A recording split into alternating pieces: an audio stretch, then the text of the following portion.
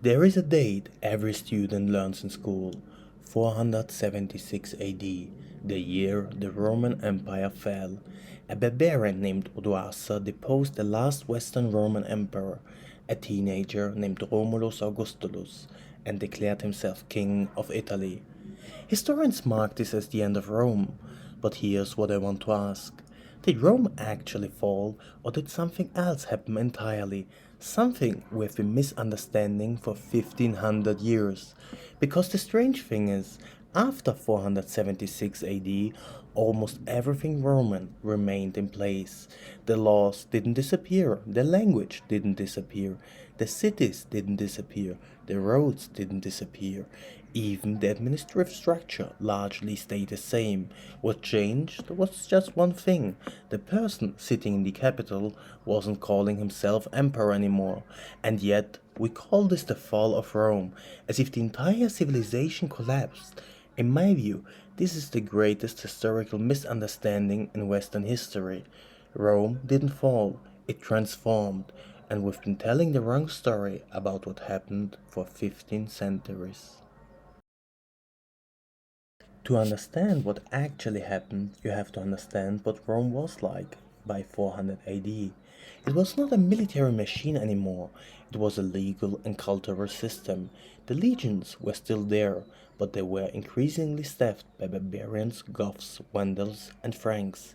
Rome wasn't being invaded by foreign armies so much as it was being staffed by people from beyond its borders who wanted to be Roman. The cities were still there. Rome itself was still there, a city of perhaps 500,000 people, the largest city in the world. The laws were still there. Roman law didn't change, it just kept going. The language was still there. Latin was the language of administration, of the church, of educated people everywhere. The church itself was becoming increasingly organized under Roman structure. The Pope in Rome was becoming a figure of power, using the old Roman administrative hierarchy to spread Christianity. What was changing was the political structure. Slowly, without anyone really noticing it was happening. The unified empire was fragmenting into local kingdoms, but fragmentation is not the same as collapse. Let me give you a concrete example of what I mean. Imagine you live in North Africa in 440 AD. Your local Roman governor runs your city exactly the way he always has. He uses Roman law. He speaks Latin. He answers the emperor in Constantinople. Now imagine the year is 460 AD. The Vandals have conquered North Africa. You have a new king instead of a governor. He's not Roman, he's a Vandal. But there's what didn't change. Your laws are still the same. Your city is still run the same way. The language in the courts is still Latin. The administrative structure is still the same. The only thing that changed is who you send your taxes to and what title the man at the top uses. This is not a fall. This is a transition, a passing of power from one group to another, but the civilization itself remains intact. The year 476 AD, when Odoacer deposed Romulus Augustulus, is actually not even that significant in the moment. No one really noticed it happening. There was no riots, there were no armies marching. A teenager was replaced by a general. Odoacer declared himself king of Italy instead of emperor. And that's what it was. The machinery of Roman civilization just kept grinding on. The road state, the city state, the law state, and Latin state. What died was the idea that there was a unified empire centered in Rome. But that idea had been dying for decades before 476 AD, and it took centuries more for it to actually die.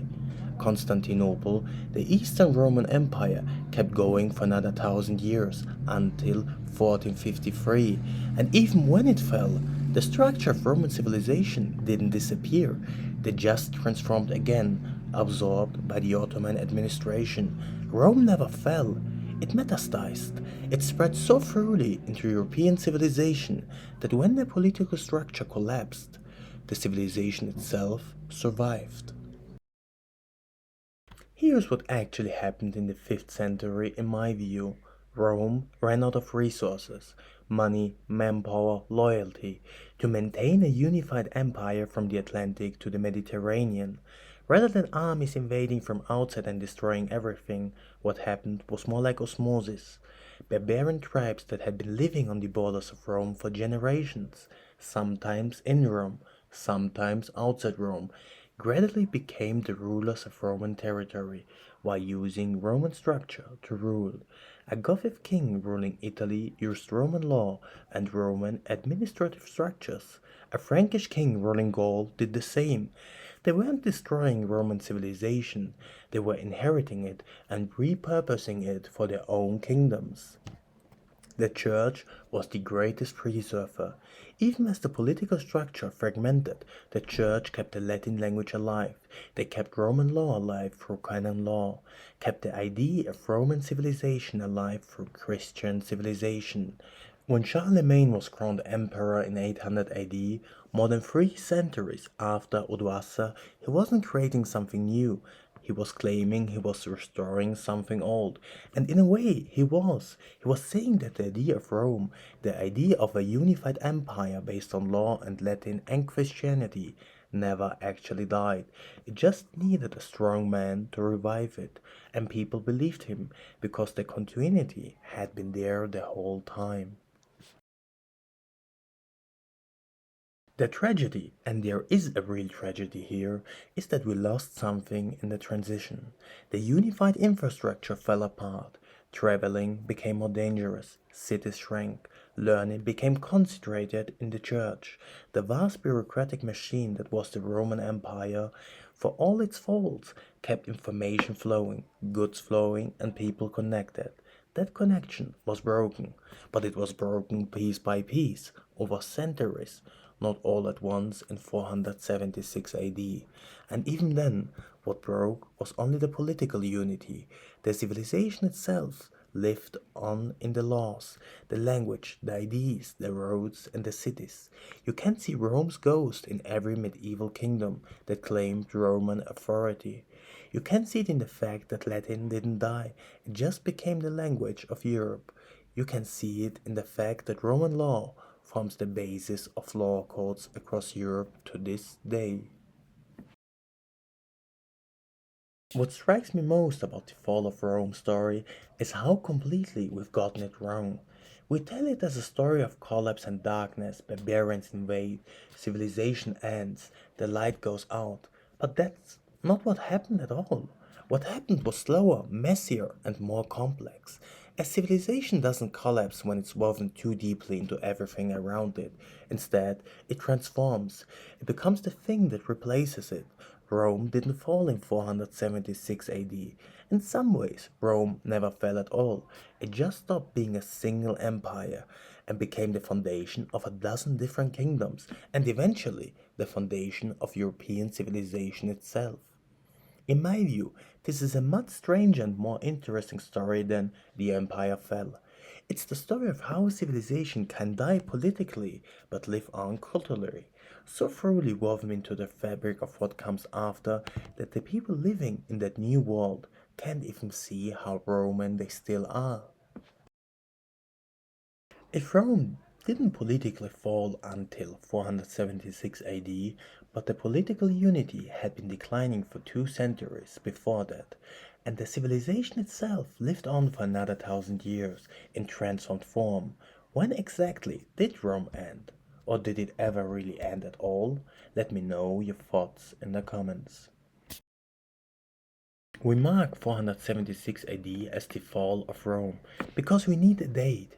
We need a moment when things changed. We need a story with a beginning and an end. But history isn't kind enough to give us those clean moments. What actually happened was that Rome didn't fall. It transformed so gradually, so subtly, so completely that by the time anyone noticed, it was already gone and also somehow still there, embedded in everything that came after. The last Roman emperor was deposed by a barbarian general, and almost no one noticed because the barbarian general just kept using Roman law to rule a Roman empire in a Roman city using the Roman language. Rome didn't end in 476 AD. It just stopped being one thing and became 1,000 different things instead. And we are still living in those 1,000 things.